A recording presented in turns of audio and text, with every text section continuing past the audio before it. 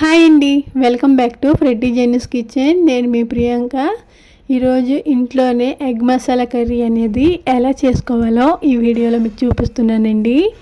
ఈ కర్రీ అనేది చాలా టేస్ట్గా ఉంటుంది. ఎగ్ అనేది ఎప్పుడు రొటీన్గా కాకుండా ఒకసారి ఇలా వండి పెట్టారంటే టేస్ట్ చాలా బాగుంటుంది. చపాతీకైనా రైస్కైనా పర్ఫెక్ట్గా కుదురుతుంది. మనము ప్రాసెస్లోకి వెళ్ళినట్లయితే ఒక మిక్సీ గిన్నె తీసుకొని అందులోనికి పెద్ద సైజు ఆనియన్ ఒకటి, 2 మీడియం సైజ్ టమాటాలు, 4 వెల్లుల్లి రెమ్మలు, చిన్న అల్లం ముక్క, 2 యాలకులు, చిన్న దాల్చిన చెక్క, 3 లవంగాలు వేసుకోవాలి. ఇవన్నీ కూడా మెత్తగా మిక్సీ పట్టుకోవాలి. ఇందులో వాటర్ అనేది యాడ్ చేయాల్సిన అవసరం లేదు. ఉల్లిపాయలు టమాటాలు ఉన్న వాటరే దీనికి సరిపోతుందండి. ఇలా మెత్తగా మిక్సీ పట్టుకున్నాక ఇప్పుడు స్టవ్ ఆన్ చేసుకొని కళాయి పెట్టుకొని ఇందులోనికి 3 స్పూన్స్ ఆయిల్ని యాడ్ చేసుకోవాలండి. ఇప్పుడు ఇందులోనికి 1/2 స్పూన్ పసుపు, 1/2 స్పూన్ కారం వేసుకొని ఉడకబెట్టుకున్న గుడ్లు తొక్క తీసి ఈ విధంగా మనము చాకుతోని కట్ చేయాలండి. గుడ్లు ఇలా గంటలు పెట్టుకోకుండా ఆయిల్లో వేసినట్లయితే పేలిపోతాయి.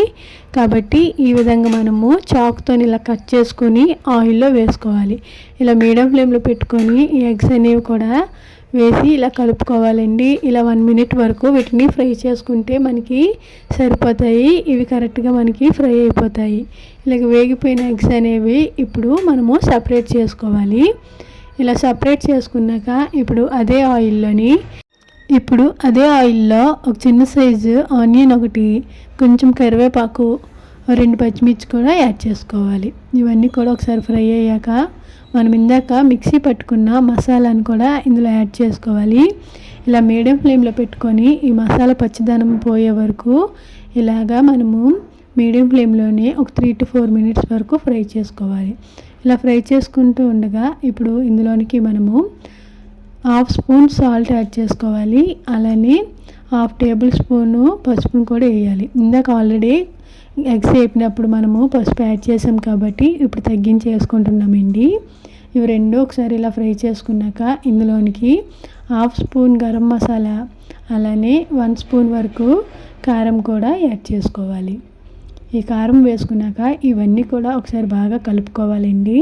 ఇలా అంతా కూడా కలుసుకున్నాక ఈ మసాలా అనేది మనము బాగా ఫ్రై చేసుకుంటేనే మనకి మసాలా పచ్చిదనం ఉండదు. ఇలా మసాలా అంతా కూడా మీడియం ఫ్లేమ్లో ఒక 4 to 5 మినిట్స్ వరకు కూడా ఇలా ఫ్రై చేసుకోండి.